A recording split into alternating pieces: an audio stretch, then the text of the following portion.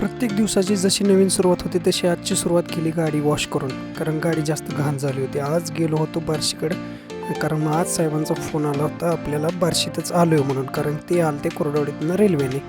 मग गेलो त्यांना आणायला सकाळी सकाळी आपलं बार्शीच्या रेल्वे स्टेशनकडे.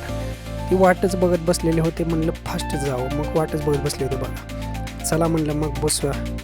बसा म्हणलं की साहेब पण ओरखलं. साहेबांनी पण पट्टापट्टा गाडीवर बसून आम्ही दोघंजण गेलो नंतर कॉलेजच्या एरियाकडे, कारण कॉलेजच्या एरियात आपलं काम पण व्हायचं होतं आणि चहा पण घ्यायचा होता आपल्याला, कारण नाश्ता केलेला नव्हता साहेबांनी. मग चहा दोघांनी मिळून तिथंच घेतला गरम गरम, आणि थोडं डिस्कशन चालू झालं आमचं आज कुठं कुठं काम करायचं आहे. मग त्यांना सांगितलं आज आपल्याला पहिलं जायचं आहे भूमला. मग लगेच निघालो आम्ही चहा घेऊन, तिथनं लगेच रूटला लागलो आपल्या भूमला. मग भूमला जसं जाईल तसं साहेबाचा फोन चालूच झाला बघा. आज पण पोरांनी त्यांना पिडायला चालूच केलं, दररोजच पिडते. जवळपास गेलो भूममध्ये गेलोय तर बघतोय काय गर्दीच गर्दी आज, कारण आलमप्रभू देवाची इथली यात्रा होती, त्यामुळं आज लई गर्दी होती. मग गर्दीत आम्हाला लई वेळ गेला. मग दुपारपर्यंत आम्ही तिथलं भूमचं काम केलं आणि दुपारी हॉटेल शोधायला लागलो भूममध्ये, कारण आम्हाला लागली होती भूक. आणि डबा तर आपण आणलेला होता सोबत, तरी पण काय बारका हॉटेल आम्हाला काय चांगलं भेटतच नव्हतं. एका ठिकाणी गेलो विचारायला तर तिथलं हॉटेल बंद होतं. त्यांनी सांगितलं एका हॉटेलचं नाव. मग आम्ही तिथनं गेलो आणि दुसऱ्या चांगल्या हॉटेलचं जिथं नाव सांगितलं होतं तिथं गेलो, डबा काढला आणि चालू केलं जेवायला. मग आज काय साहेबांनी राईस प्लेट पण घेतली होती. तिथनं उरकून आम्ही गेलो परांड्याकडे जाताना धुरळा लय होता. दोघांची हालत लय बेकार झाली ती बघा की.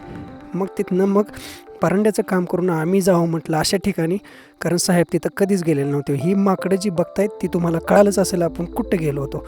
तर आपण चाललो होतो सोनारीकडं आणि आलो बघा बरोबर सोनारीच्या देवापाशी. मग तिथलं साहेबांनी इथं काय आलेलं नसल्यामुळे त्यांना म्हणलं चला आता इकडं आल्यासारखं दर्शन घेऊन जाऊ. गेलो तर काय दर्शन आपलं मस्त झालं आणि सगळी माकडं दिसत होती. बघत होती हातात काय आणले का कोणी, कारण हातात जर एखाद्याच्या फुटानं दिसलं तर माकडाची झेप तिथं मग तयारच होती, कारण माकडं टपूनच बसलेली होती. मग तिथलं दर्शन झालं. आत काय कॅमेरा अलाउड नव्हता म्हणून आतलं काय दाखवता आलं नाही. मग म्हणलं बाहेरचंच दाखवावं आपलं कसं आहे मंदिर. मग बाहेर गेलो काही फुटानं नव्हतं जवळ, काय नव्हतं. माकडं तर लय होती, सॉक्स पण लाल झालं होतं गुलालानं. माकडं दिसेल ती खायचं, कारण त्यांना काही एकतर भेटत नव्हतं तिथं. मग म्हणलं माकडांसाठी काहीतरी घेऊन द्यावं. माकडं तर तिथलंच खात होती बघा, एका घरातलं गुपचूप खात होतं ती माकड. मग तिथलं काय केलं आम्ही, फुटानं घेतलं आणि माकडाला टाकलं आणि तिथलं काम उरकून आम्ही पुढे गेलो साहेबांना बस स्टँडवर सोडायला, कारण साहेब आज परांड्यातनं जाणार होतं कुर्डवाडीला आणि तिथनं त्यांना सोडून मी आलो आपल्या घराकडं.